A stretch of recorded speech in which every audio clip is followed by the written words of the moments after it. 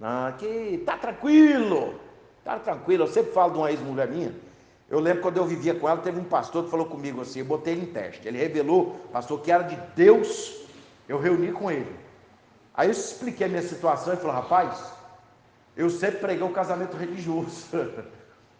Ele doido para me ter ele lá na igreja dele.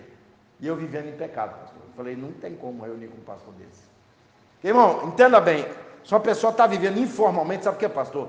Existe hoje toda uma maneira de você entender uma pessoa que está certa.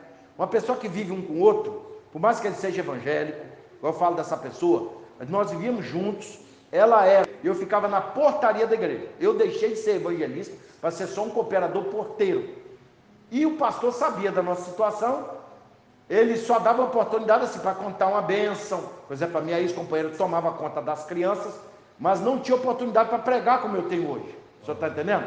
Então até aí, tudo bem, ele não está doutrinando a igreja, ele não pode pregar, porque ele está em pecado. Agora é o seguinte, ele está informal diante da igreja. Por exemplo, se eu vou para uma empresa e eu falo assim, eu moro com uma mulher, aí vai falar, não, você é casado com ela? Não, então casa primeiro para depois ela ter direito ao que você tem. Porque, por exemplo, tem alguns seguros na empresa que para você ter direito, a sua esposa trabalha numa grande empresa, aí ela tem direito a plano de saúde, um monte de coisa. Para o senhor ter, o senhor tem que comprovar que é casado com a sua esposa. Então o senhor imagina a igreja, pastor, não tem condição. Então o que acontece? O que vai comprovar que você pode tocar no sangue, no corpo de Cristo, é se você está andando segundo Cristo. Mas tem pessoas que pensam assim, não, rapaz, eu sou católico, eu sou evangélico, eu não faço mal para ninguém. Mas esse caso que eu tenho com essa mulher, esse ódio que eu tenho pelos meus vizinhos, o que é que eu posso fazer, né? Então o que acontece, irmão? Nós temos que pensar nisso. O que vai determinar isso é as Escrituras. Então olha só, por causa disso, há entre vós fracos e doentes e muitos que dormem. Paulo está falando das razões, irmão, da apatia espiritual de muita gente e também, gente, de muita gente hoje em dia não querer fazer a obra de Deus. Ele toma Santa Ceia em pecado. Versículo 31 diz assim, porque se nós julgássemos a nós mesmos, não seríamos julgados. Ou seja, se você julga você mesmo, segundo a sua carne, você vai achar desculpa para um monte de pecado. Agora, traz as obras para a luz. É como Jesus falou em João 3,20, que muitos não querem trazer as suas obras para a luz, porque se comparar com a Bíblia, não vai valer a pena. Igual tem pastor aí, pastor, apoiando casamento gay, festa junina, carnaval e tudo que não presta. E ele fala que não tem problema. E para finalizar aqui, gente, a Bíblia mostra o amor de Deus, mas quando somos julgados, somos repreendidos pelo Senhor, para não sermos condenados com o mundo. Portanto, meus irmãos, quando vos ajuntais para comer, esperai uns pelos outros, você não estava tendo ética.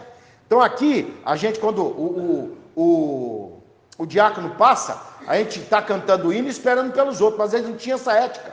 Quando botava o pão na mesa do camarada, pastor, ele já ia comendo. Eu tomo posse, como diz o pentecostal. Então aí Paulo finaliza aqui, gente. Mas se algum tiver fome, come em casa, está com fome, meu filho, janta antes de vir para a igreja. Mas se não jantou, fica em jejum aí, vai queimando essa carne. Para que não entreis, não vos ajunteis para a condenação. De novo, pastor, ele usa o termo da condenação. Paulo sempre mostra a igreja como um tribunal e o corpo de Cristo, como uma prova desse crime de repente. Então tem gente, pastor, comendo a Santa Ceia como se fosse um lanche, como se fosse um ritual, como se fosse uma prestação que ele dá a Deus uma vez por mês. Muito cuidado, analise a sua consciência hoje, porque se existem pecados que precisam ser confessados e deixados, confesse, deixe e pare de pecar, porque a Santa Ceia pode acabar se tornando um veneno dentro de você e te matando, que a própria Bíblia diz aqui no versículo 30, por isso que há muitos fracos, ou seja, ao invés de te fortificar, ela está te matando, porque você está no mundo do pecado. Então o poder de Deus dentro de você é igual quando manifesta o poder de Deus, o demônio cai, você está como se fosse um demônio comendo o que é de Deus. Então aquilo está te destruindo, amigo. Pisa do lado de cá que vai te fortalecer e Deus vai te dar vitória.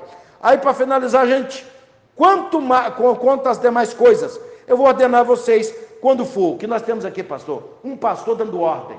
Hoje em dia tem pessoas que não querem receber doutrina do pastor, querem linear o pastor, a ovelha. O que é que Paulo disse aqui, pastor? Eu vou ordenar a vocês Isso aqui são doutrinas, é ordem que Paulo está dando. Então, se o pastor está ensinando segundo as Escrituras, obedeça, porque você vai muito bem. Vamos nos pôr de pé em nome de Jesus. Aleluia. Mensagem hoje é básica, irmãos, por causa da Santa Ceia. Amém. Vamos orar agradecendo a Deus. Quantos foram edificados, diga amém.